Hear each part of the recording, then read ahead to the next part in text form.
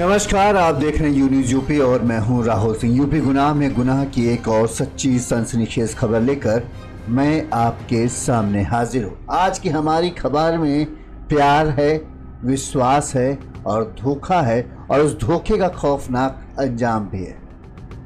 आज की हमारी जो खबर है एक पति पत्नी की है, एक ऐसे जोड़ी की है जिसने 4 साल पहले घर वालों से लड़ झगड़ कर दुनिया के खिलाफ जाकर अपने प्यार को जिताने के लिए लव मैरिज की थी। बड़े धूमधाम से शादी की थी और कहा था कि हमारा प्यार दूसरों जैसा नहीं है, हमारा प्यार कभी खत्म नहीं होगा। लेकिन महज 4 साल के अंदर इस प्यार में ऐसी तकरार आई कि आज बुधवार के दिन एक खौफनाक, दर्दनाक कहें घटना में पति जो है शक के शैतान के वश में इस कदर हो गया कि उसने जिस पत्नी से 4 साल पहले लव मैरिज की थी उसके कुल्हाड़ी से गर्दन काट कर उसे मौत के घाट उतार दिया। वजह थी बीते 6 महीनों से जो पत्नी थी वो किसी से फोन पर बात करती थी। जब पति उससे पूछता था कि किससे बात कर रही हो तो वो उसे साफ साफ जवाब नहीं देती थी। इसके चलते पति के दिमाग में शक बैठ गया। दूसरी बात, जो उसकी पत्नी थी वो बहुत खूबसूरत थी और उसकी ये खूबसूरती जहाँ शादी से पहले बड़ी उसे अच्छी लगती थी, शादी के बाद यही खूबसूरती उसे अखरने लगी थी। पति को लगता था शादी हो गई, अब तुम क्यों सजती संवरती हो, कहीं तुम किसी और के लिए सजती संवरती तो नहीं। यही शक उसके दिमाग में शैतान बन गया और उस शैतान ने उसके पूरे दिल और दिमाग पर काबू पा लिया। उसके बाद उससे ये करवाया जिसकी किसी ने कल्पना नहीं की थी। जिसे चाहा था खुदा की तरह उसी ने बना दिया कातिल मेरा। प्यार की कसमें खाकर साथ चला था, शक के साए में वो मौत ले आया सिरहना मेरा। क्या खूब किसी शायर ने ये कहा है। जिस प्यार के लिए सब कुछ दांव पर लगा दिया था 4 साल पहले इस पति ने, जिस खूबसूरत चेहरे पर कभी दिल हार बैठा था इस पति ने, उसी चेहरे पर अब शक की परछाई गहराने लगी थी। 4 साल पहले घर वालों से बगावत कर, समाज से लड़कर, दुनिया से भिड़कर लव मैरिज की थी इस लड़की के साथ। लेकिन अब उसी प्यार में पनपने लगा था शक का जहर। तभी जिस खूबसूरती पर मेल मिटा करता था पति, अब वही खूबसूरती उसकी आंखों में खटकने लगी थी। शक ने ऐसा खेल खेला कि प्यार से भरा दिल हैवानियत का दरिंदा बन गया। और फिर एक दिन पति ने कुल्हाड़ी उठाई, अपनी ही पत्नी की गर्दन पर ताबड़तोड़ वार कर उसे मौत के घाट उतार दिया। और ये सब पूरा हत्याकांड उसने अंजाम दिया अपनी बेटी के सामने। 3 साल की बेटी के सामने उसने इस हत्याकांड को अंजाम दिया। जिसे कभी बाहों में भरकर जीने के ख्वाब देखे थे, उसे उसी के खून से नहलाकर छोड़ाया। क्या वाकई में लव मैरिज में प्यार चंद सालों में दम तोड़ देता है? क्या शक हर रिश्ते को निगल जाता है? क्या अब लव स्टोरी का अंत हमेशा ट्रेजिक ही होता है या इस तरह से खतरनाक ही होता है? जानिए अमेठी में इस दिल दहला देने वाले कत्ल की पूरी कहानी मेरे साथ। हम पूरी खबर आपको विस्तार से बताएं, उससे पहले हम चाहते हैं कि आप लड़की के पिता ने क्या कहा वो सुनिए। वो हमारी लड़की थी, लव मैरिज शादी करके अपने मन से गई थी। हम कार्यक्रम करते हैं, हम कार्यक्रम पे जा रहे थे। अभी सूचना मिली, हम पट्टी पहुंच चुके थे। पट्टी से जब हमको सूचना मिली तो हम वापस लौट के आए तो एक लोग कुल्हाड़ी से उसे राम आश्रय उनके लड़के थे, उनके लड़के कहिए बड़े लड़के का नाम नहीं मालूम, लव मैरिज करके गई थी मेरी लड़की। ये लोग उसे जान से देखते पहुँचे तो उसे उनसे लतापट थी। क्या लग रहा है कि किस कारण हत्या हुई है? किस कारण हत्या हुई है ये तो नहीं मालूम है, इसलिए हत्या की गई। मुझे संख्या नहीं किस पे है आपको? संख्या तो ये दली उसके साथ में लव मैरिज किया था, यही ले गया था भगा के। कितने साल पहले लव मैरिज शादी हुई? 3 साल पहले 3 साल पहले। कितने बच्चे हैं इसके? एक बच्चा बेटी है। 4 साल पहले जब बेटी ने इस लड़के के साथ शादी करने की जिद की थी, तब पिता ने उस वक्त बेटी को मना किया था कि मत करो, कोई बहुत ज़्यादा अच्छा कमाता खाता नहीं है, तुम परेशान हो जाओगी, इतना ज़्यादा आधुनिक, अभी तुमको लग रहा है कि वो हमसे दिलो जान से प्यार करता है, लेकिन जब आगे शादी होती है और शादी निभानी पड़ती है तब बहुत सारी चीज़ें आ जाती हैं, तब प्यार प्यार नहीं रहता, जिम्मेदारियां होती हैं।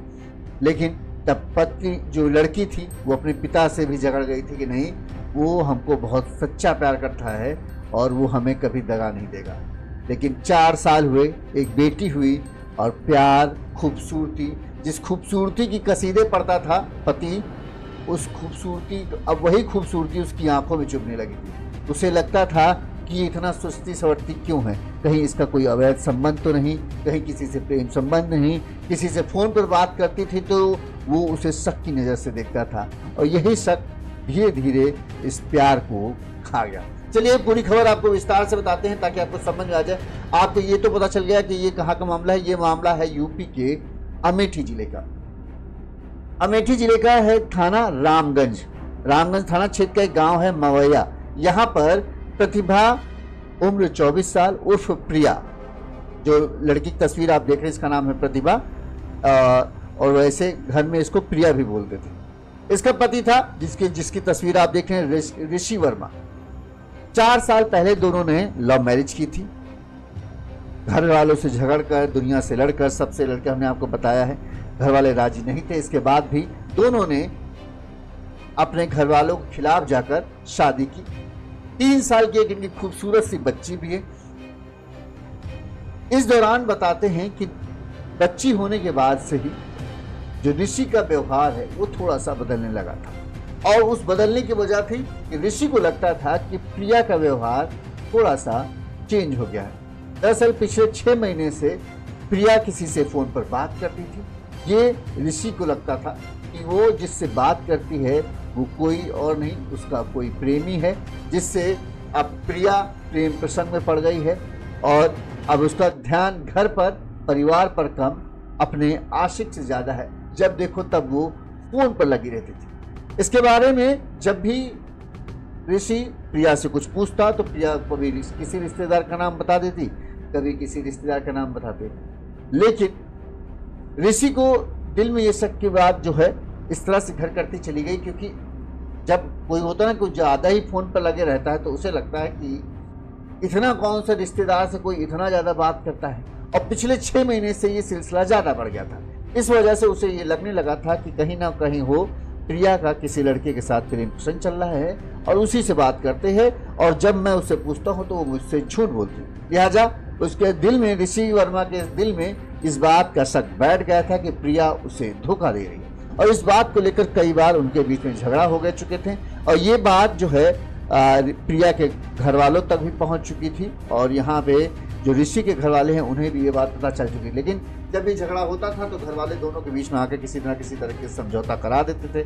दूसरी बात ये था कि लव मैरिज था तो लोग कहते थे कि भाई तुम दोनों एक दूसरे प्यार करते हो, इस तरह से शक करते हो तो अच्छा नहीं लगता, तो फिर दोनों में समझौता हो जाता है। बताते हैं कि सोमवार के दोपहर 3 बजे प्रतिभा, या एक दिन के रविवार की, पहले हम आपको घटना बता दें।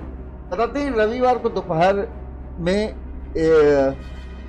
ऋषि कहीं बाहर गया था। इस दौरान उसने प्रिया को फ़ोन किया तो प्रिया का फ़ोन बिजी बता रहा था।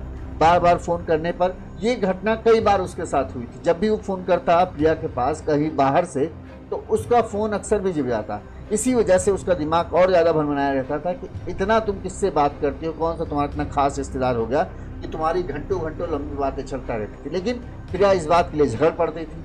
वो भी चूँकि लव मैरिज था, लव मैरिज में जानते हैं आप कोई दबने को तैयार नहीं होता है, क्योंकि होता है कि हम तुम बराबर हैं इसलिए हमने लव मैरिज की है, ना हम तुमसे कम है ना तुम हमसे कम हो। इसी वजह से वो भी प्रिया भी झगड़ पड़ती थी कि तुम हमारे पीछे हमेशा पड़े तो हम किससे बात करते हैं किससे नहीं करते, ये तुमको क्या लेने देना, हम कोई गलत काम थोड़ी कर रहे हैं। इस बात को लेकर झगड़ा अक्सर होता था।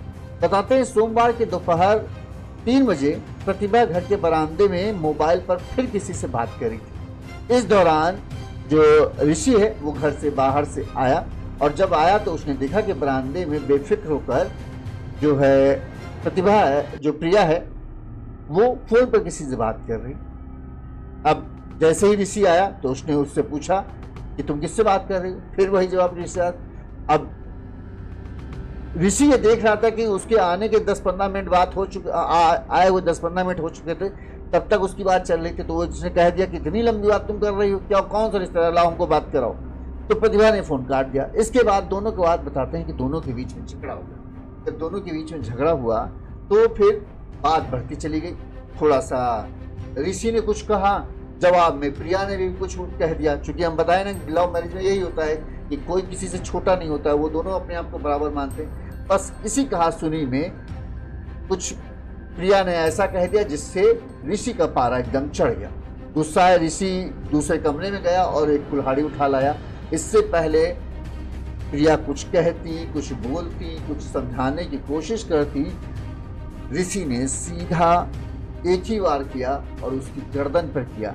एक ही बार में ऋषि की जो प्रिया की गर्दन थी वो लटक गई। इस दौरान उसकी बेटी वहाँ मौजूद थी। वो ये देख रही थी कि पापा ने कुल्हाड़ी से मम्मी की गर्दन पे मारा है और उसके बाद पूरे घर में खून ही खून फैल जाता है।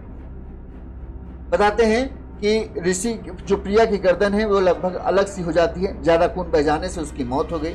ये सब ऋषि ने अपनी बेटी के सामने किया था। इस घटना के बाद बेटी एकदम सन्न रह जाती है। बस वो यही एक ही बात दोहरा रही थी कि पापा ने मम्मी को मारा है, पापा ने मम्मी को मारा है। बस वो यही बात कहती रही और कुछ नहीं। प्रिया की हत्या के बाद थोड़ी देर शायद हो सकता है ऋषि को पछतावा हो, तो लाश के पास बैठकर रोता रहा। फिर तो उठा और थाने सीधे पहुंच गया और उसने कहा कि मैंने अपनी पत्नी को काट डाला है, जाओ घर पर लाश पड़ी है उठाओ।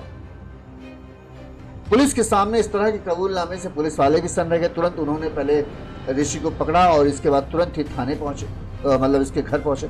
यहाँ पर देखे तो प्रिया की लाश बरामदे में पड़ी थी। उसकी गर्दन करीब करीब कट चुकी थी पूरी तरह से और बरामदे में खून फैला हुआ था। इस दौरान जब उसकी बच्ची की तरफ पुलिस वाले गए तो बच्ची बस यही बात दोहरा रही थी, पापा ने मम्मी को मार डाला। तो इससे ये बात तो कंफर्म हो गई कि हाँ, जो ऋषि ने ही उसको मारा है।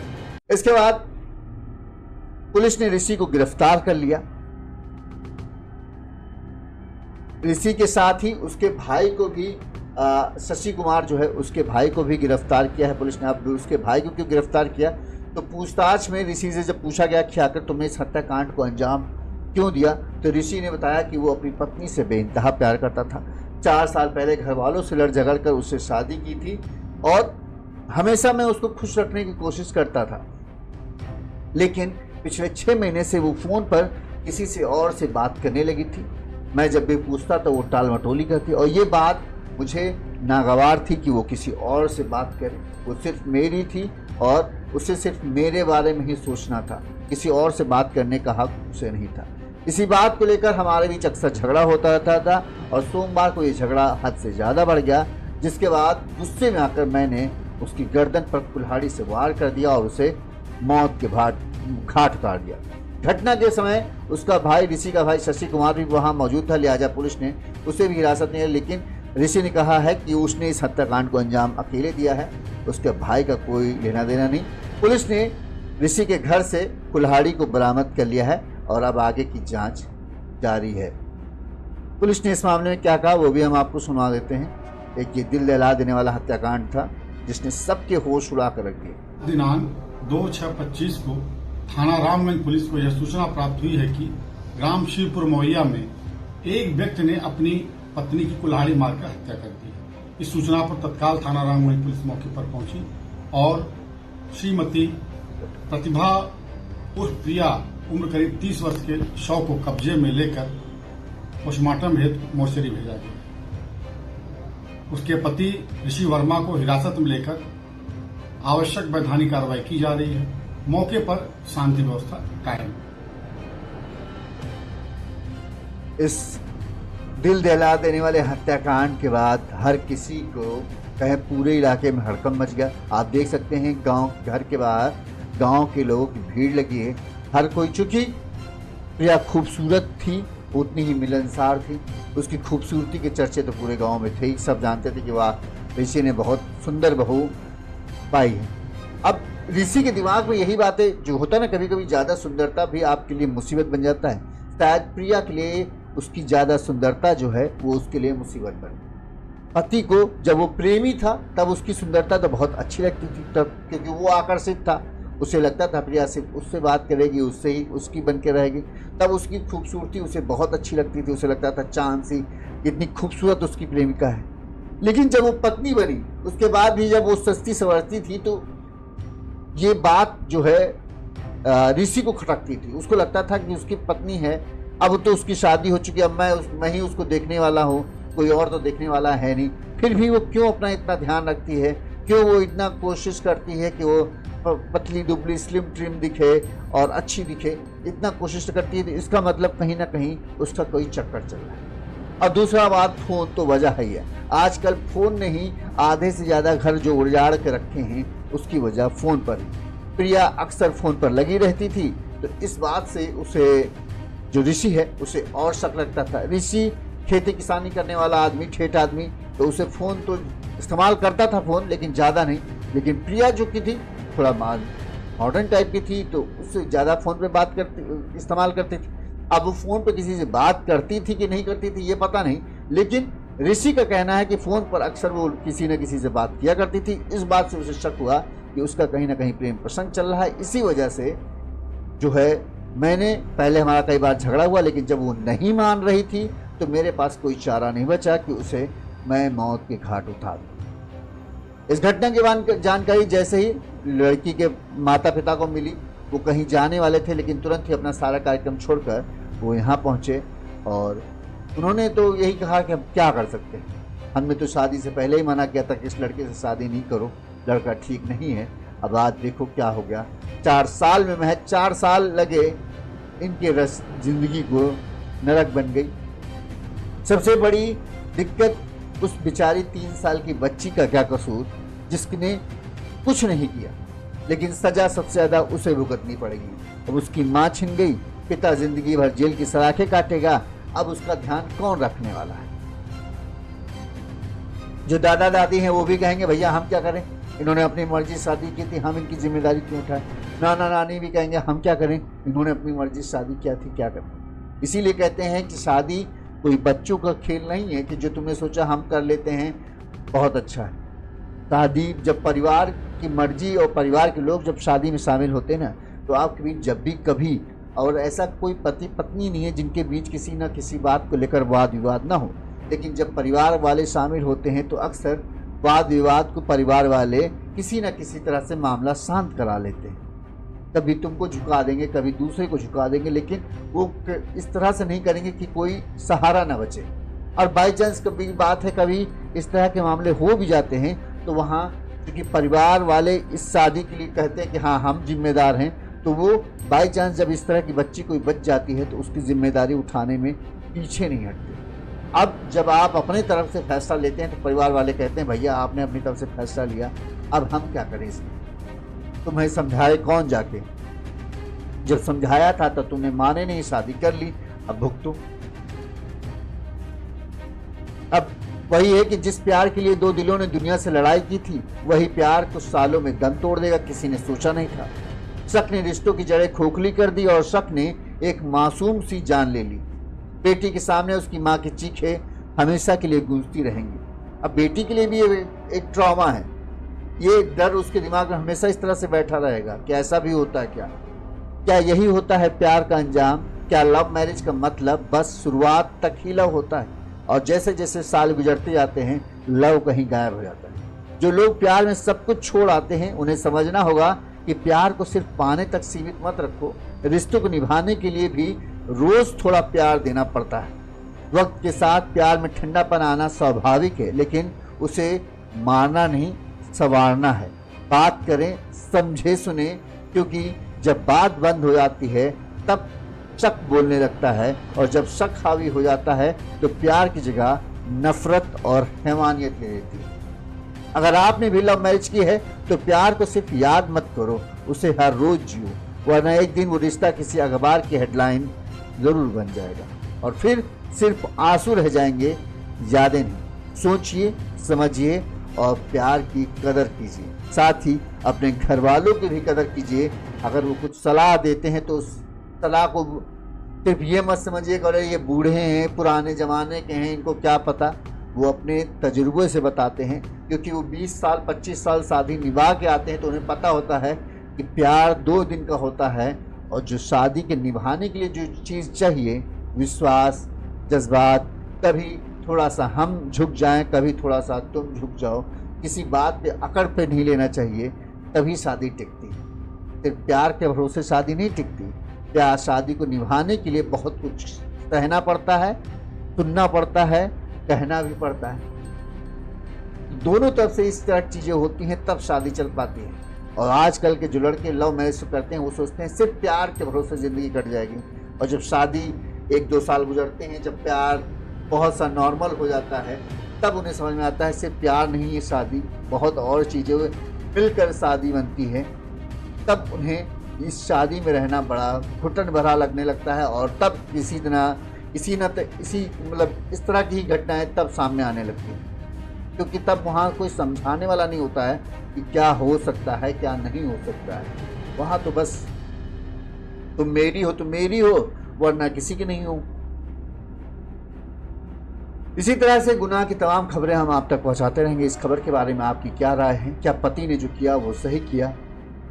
कमेंट करके हमें ज़रूर बताएं। और लव मैरिज का आजकल जो इस तरह से खौफनाक अंत देखने को मिल रहा है, इसकी वजह क्या है? अरेंज मैरिज में बहुत कम ऐसा देखने को मिल रहा है, लेकिन लव मैरिज में जो जिस तरह से घटनाएं होती हैं वो तो बहुत ही विभत्स, बहुत ही भयानक देखने को मिल रही हैं। तो इसकी वजह क्या है, हमें कमेंट करके ज़रूर बताइएगा। इसी तरह से गुनाह की तमाम खबरें हम आप तक पहुँचाते रहेंगे। देखते रहिए यूनिज़ यूपी। नमस्कार।